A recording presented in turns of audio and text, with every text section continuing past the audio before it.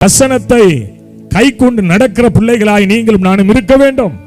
யோவான் 8:32 சொல்லுது, சத்தியத்தை அறிவீர்கள், சத்தியம் உங்களை விடுதலையாக்கும். எபிரேயர் 4:12 சொல்லுது, தேவனுடைய வார்த்தையானது ஜீவனும் வல்லமை உள்ளதாயும் இருபுறம் கருக்குள்ள பட்டயத்திலும் கருக்கானதாயும் ஆத்துமாவையும் ஆவியையும் கணுக்களையும் ஊனையும் பிரிக்கத்தக்க உருவ குத்துகிறதாயும் இருக்கிறது. கர்த்தருடைய வசனம், ஒரு மனிதனுக்குள் கர்த்தருடைய வசனம் இருந்தால் அந்த மனுஷனை விட்டு ஆண்டவர் விலகவே மாட்டார்.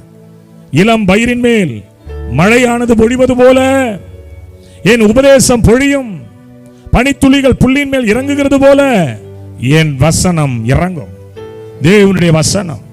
இன்னைக்கு இருக்கிற உலகம், இன்றைக்கு இருக்கிற நிறைய கிறிஸ்தவ திருச்சபைகள் வசனத்தை மறந்து போனார்கள். பாட்டுக்கு முக்கியத்துவம், ஆட்டத்துக்கு முக்கியத்துவம் இல்ல, வேறு விதமான கிறிஸ்துவை அவர்கள் தெரிந்து கொண்டு வைத்திருக்கிறார்கள். ஆனால் வேதம் சொல்கிறது, நீ என்னிலும் என் வார்த்தை உன்னிலும் இருந்தால் நீ கேட்டுக்கொள்வது எதுவோ அது உனக்கு உண்டாகும். வசனத்தை கை கொள்ளுகிற ஒரு அனுபவம், வசனத்தின்படி வாழுகிற ஒரு அனுபவம். இந்த வசனம் என்பது ரெஃபரன்ஸ்க்காக படிக்க கூடாது, பிரசங்கத்துக்காக இந்த வசனம் படிக்க கூடாது. இந்த வசனம் என் வாழ்வின் வழிகாட்டி, என் பாதைக்கு வெளிச்சம். அதுதான். ஆமென் சொல்லுங்களேன். நிறைய நேரம் நம்ம வேறு விதமாய் மாறி போகும்போது இந்த வசனம் நம்மோடு கூட பேசும். அல்லேலூயா. ஆண்டவர் வரும்பொழுது அவரோடு எடுத்துக்கொள்ளப்படுகிறவர்கள், அவரோடு போய் ஜாயின் பண்ண தகுதியான பிள்ளைகள் யாரு தெரியுமா?